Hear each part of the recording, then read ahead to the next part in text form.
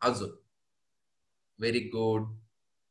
तर ही सगळ्यात पहिली सगळ्यांची ही जिम्मेदारी आहे का की आपण आपल्या कुटुंबाची, आई वडिलांची, आपल्या मुलांची, बायकोची, यांचा सगळ्यांचा सांभाळ करायचं, ही जिम्मेदारी किती जणांना वाटती सगळ्यात पहिल्या नंबरवर? Yes, right. आणि त्याच्यानंतर सुद्धा मग एक दोन जिम्मेदारी येऊ शकतात आपल्या. तर ही झाली मुख्य जिम्मेदारींची यादी. अच्छा, आवश्यकतांची यादी जर आपण पाहिली तर आजचा दिवस आपल्याला पुरणार नाही, एवढी यादी असेल आपली. हो, खूप. काय काय लागेल आपल्याला? सगळं लागेल. एक घर लागेल, एक गाडी लागेल, अनमॅरिड असेल तर बायको लागेल, नवरा लागेल, मुलं बाळ लागतील, नंतर मग मोठा सगळ्यांना एक ऍपलचा मोबाईल लागेल, मोठी 4 व्हीलर लागेल. ही बरीच मोठी यादी होऊ शकते. इथं गुरुदेव काय सांगतायत माहितीये का, जिम्मेदारी आणि गरजा याची जर आपण यादी केली ना, तर जिम्मेदारीमध्ये काय आपण कौटुंबिक जिम्मेदारी, स्वतःची जिम्मेदारी, असे एक 2-3 आपण जिम्मेदाऱ्या लिहितोय. पण आवश्यकतांची यादी आपण जर केली, त्याच्यामुळे म्हणतोय होमवर्क करणं खूप गरजेचं आहे.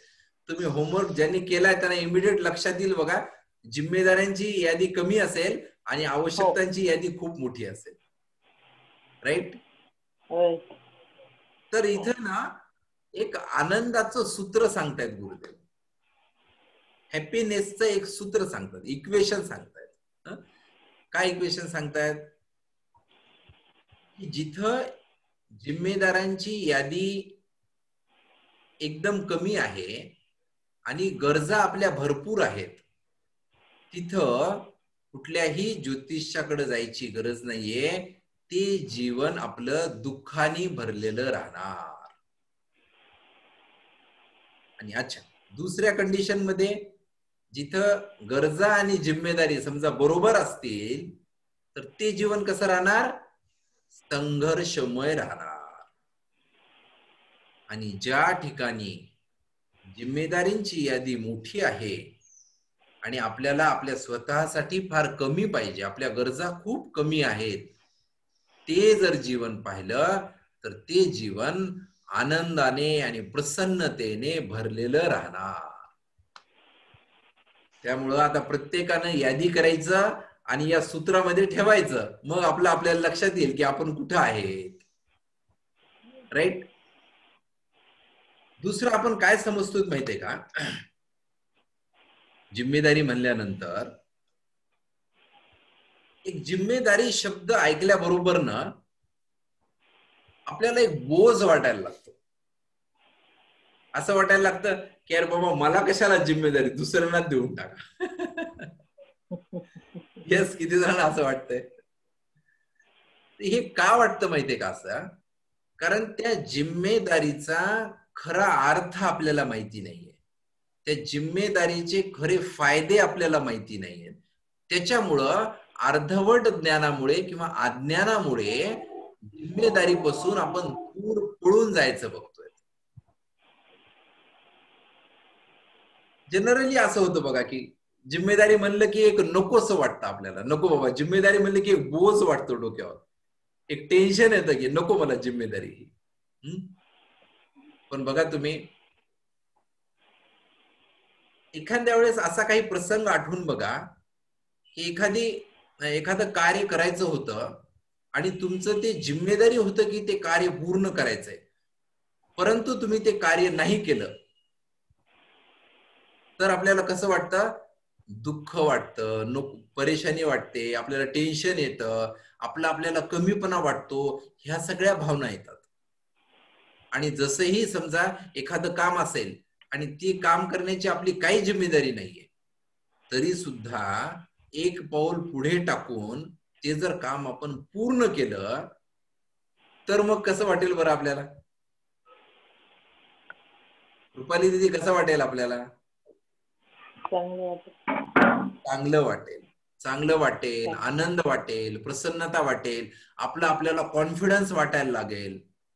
म्हणजे बघा, जिम्मेदारी जर घेतली तर सुखी, प्रसन्न, कॉन्फिडन्स वाटतंय, जिम्मेदारी नाही घेतली तर दुखी होतोय आणि आपल्याला कमीपणा वाटतोय. म्हणजे बघा आता दोन्हीपैकी आपण कोणत्या कॅटेगरीत राहणं आपल्या फायद्याचं आहे? जिम्मेदारी घेणं हे किती फायद्याचं आहे याच्यातून सरळ सरळ निश्चय हे होते, सिद्ध होतंय. बरोबर आहे. अच्छा, तरी सुद्धा याच्यातले काही सूक्ष्म बाबी गुरुजींनी सांगितले, त्याच्याने अजून आपल्या लक्षात येईल की हे जिम्मेदारी घेणं आपल्याशी किती फायद्याचं आहे. सगळ्यात पहिल्यांदा गुरुदेव सांगतायत, जिम्मेदारी तुम्ही लिहायला बसलात ना, सगळ्यात पहिल्यांदा तुम्ही हे लिहिलं असेल, मी माझ्या कुटुंबाची जिम्मेदारी घेतो. मी माझ्या बायकोची जिम्मेदारी घेतो, मी माझ्या नवऱ्याची जिम्मेदारी घेतो, माझ्या मुलाबाळांची घेतो. हे का लिहितो आपण माहितीये का? कारण जी लोक आपल्याला आपली वाटतात, आपलं स्वतःच कुटुंब जे आपल्याला आपलं वाटतं ना, त्याची जिम्मेदारी घ्यायला आपण तयार होतो. असं कोणीतरी लिहिल का, मी माझ्या शेजारच्या कुटुंबाची पण जिम्मेदारी घेतो? नाही लिहिणार.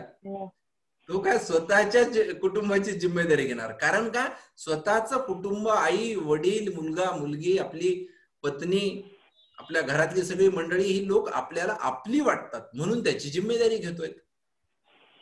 बघा, आणि आपल्याला मग आपल्या कुटुंबाची जी आपण व्याख्या केली, तर काय आपली व्याख्या? राजा राणी आणि आपला पिंटी आणि पिंटी, झालं आपलं परिवार. पण संतांची व्याख्या काय बघा, संतांची कुटुंबाची व्याख्या काय केलंय?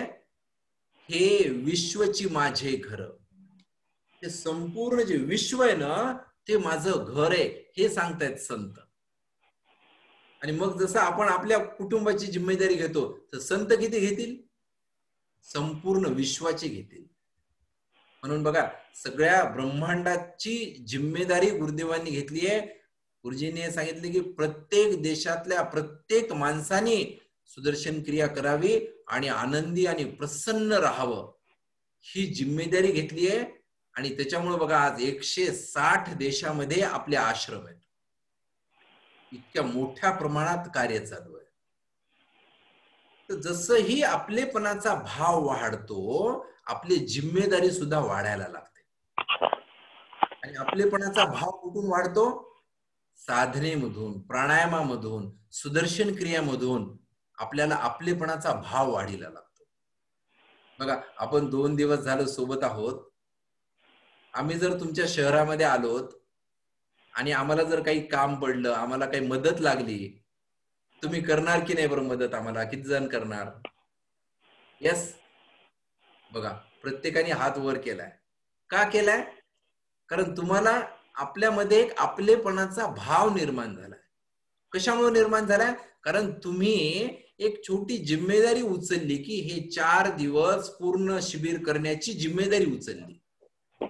आणि जसंही तुम्ही जिम्मेदारी उचलली, आपलेपणाचा भाव वाढायला लागतो. आपलेपणाचा भाव असल्यानंतर जिम्मेदारी घेतात, किंवा याच्या उलट पण सत्य आहे, जितकी जिम्मेदारी जास्त घेतली तितके आपलेपणाचा भाव सुद्धा आपला वाढीला लागतो. म्हणून इथं सांगतायत की जसं जसं आपण जिम्मेदारी घेऊ तसा आपलेपणाचा भाव वाढीला लागणार. सगळी लोक आपल्याला आपली वाटतात.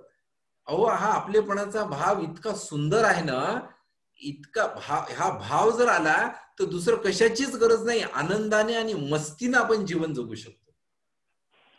आपल्याला राग, आपल्याला तंटा, आपल्याला द्वेष, आपल्याला मत्सर काय येतो? कारण समोरचा माणूस आपल्याला आपला वाटतच नाही. समाजातला तर सोडून द्या, खूप लोकांना घरातीलच लोक आपली वाटत नाहीत. आणि मग तिथं प्रॉब्लेम तयार होतात. तर इथं सांगतायत गुरुदेव, जसं जसं आपला आपलेपणाचा भाव वाढीला लागतो ना, आनंद आणि प्रसन्नता आपल्या आतमधूनच येणार. कुठं बाहेर दुसरीकडे हुडकायचं काम नाहीये, आपल्या आतच दडलेला आहे. तो आपलेपणाच्या भावनेमुळे तो वर येणार. आणि मग जसं जसं भाव आपलेपणाचा वाढणार तसं तसं आपण जिम्मेदारी जास्त घ्यायला लागणार, हे सांगतायत. दुसरा सगळ्यात महत्वाचा एक फायदा आहे बघायचा, जसंही आपण जिम्मेदारी घेऊ ना, आपली शक्ती, आपली पॉवर वाढायला लागते. बघा, एखाद्या वेळेस ना तुम्ही हा प्रयोग पण करून बघा. तुम्ही तुमच्या कॉलनीमध्ये एक छोटं मोठं कार्य करा. थोडस सगळ्या लोकांना जमा करा, थोडस पैसे गोळा करा आणि सगळ्या कॉलनीमध्ये मस्त वृक्ष रोपाचं लागवड करा. आणि तेवढं काम केलं की ऑटोमॅटिक पुन्हा दुसरं काहीही काम आलं ना, लोक लगेच तुमच्याकडे विचारायला येणार, की अहो हे तुम्ही केलं होतं, आपण हे करायचं का, ते करायचं का. म्हणजे बघा, ऑटोमॅटिकली पॉवर कोणाची वाढतीये? आपली वाढते. जसंही आपण जिम्मेदारी घेऊ ना, पॉवर आपली ऑटोमॅटिक वाढायला लागते. आपली मूळ समस्या काय माहितीये का? सगळ्यांना असं पॉवरफुल असं वाटतं, सगळ्यांनी यावं, मला विचारावं, मला विचारूनच करावं. पण त्याच्यासाठी आपल्याला जिम्मेदारी घेण्याची तयारी नसते. पण असं कधीच होणार नाही. ज्यानं जिम्मेदारी घेतली त्याची निश्चितपणे पॉवर वाढणार. बघा ना, आपण एखाद्या ऑफिसमध्ये जर गेलो तर गेल्या गेल्या कोणाला भेटतो आपण? आपण मॅनेजरला भेटतो का बाहेर बसलेल्या त्या पिऊनला भेटतो? मॅनेजरला भेटतो. कारण काय, सगळे पॉवर्स कोणाकडे आहेत? मॅनेजरकडे आहेत. कशामुळे मॅनेजरकडे आहेत? कारण मॅनेजरनी सगळ्यात मोठी जिम्मेदारी उचलली आहे. सगळं लॉस अँड प्रॉफिट आहे जो ऑफिसचा, त्याची जिम्मेदारी घेतो मॅनेजर. आणि एका पिऊनकडे किती जिम्मेदारी असते? सकाळी यायचं, झाडून काढायचं, पाणी पाजायचं, संपलं. छोटी जिम्मेदारी, छोटे अधिकार. मोठी जिम्मेदारी, मोठे अधिकार आणि मोठी पॉवर. हे सूत्र सांगितले गुरुदेवांनी. त्याच्यामुळं नेहमी एक पाऊल पुढे टाकून आपण जिम्मेदारी घ्यायला पाहिजे. गुरुदेव सांगतायत की अन्य दुसऱ्या कामांचं तर सोडून द्या, पण आपण आपल्या भावनांची तरी जिम्मेदारी घ्यायला पाहिजे. आपल्याला राग आला, आपल्याला आनंद झाला, आपल्याला आपण प्रेमामध्ये आलोत किंवा द्वेषामध्ये आलोत, आपण लगेच काय करतो? अहो मला राग येणार नव्हता, या व्यक्तीमुळे राग आलाय, त्या व्यक्तीमुळे राग आलाय. असं दुसऱ्याला जर ब्लेम करत राहिलो ना, तर आपण अजून कमजोर होणार. आपण जर ठरवलं ना, तर जगातला एकही व्यक्ती आपल्याला दुखी नाही करू शकत. आपल्याला जर दुखी करणार कोणी असेल या ब्रह्मांडात, तर ते स्वतःच आपलं मन आहे. बाकी दुसरं कोणीच दुखी करू शकत. म्हणून गुरुदेव सांगतायत, आपल्या खुशी, आपली प्रसन्नता, आपला आनंद किंवा द्वेष, मत्सर, राग या सगळ्या भावनांची जिम्मेदारी घ्या. आणि जसंही आपण जिम्मेदारी घेऊ ना, मग आपण एक पॉवरफुल व्यक्तिमत्व बनणार, एक सुंदर व्यक्तिमत्व. अशी जिम्मेदारी घेतल्यामुळे आपलं मन शक्तिशाली बनतं. याच्यातच खरी प्रगती होते. आपण खूप वेळा म्हणतो बघा, अहो खूप मी करतोय, माझी जीवनात प्रगतीच होत नाहीये.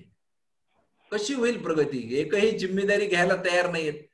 कुठलेही काम आले की एक पाऊल मागे घ्या, कुठलेही काम आले की एक पाऊल मागे घ्या आणि आपल्याच कम्फर्ट झोन मध्ये राहा, मग अजिबात प्रगती होणार.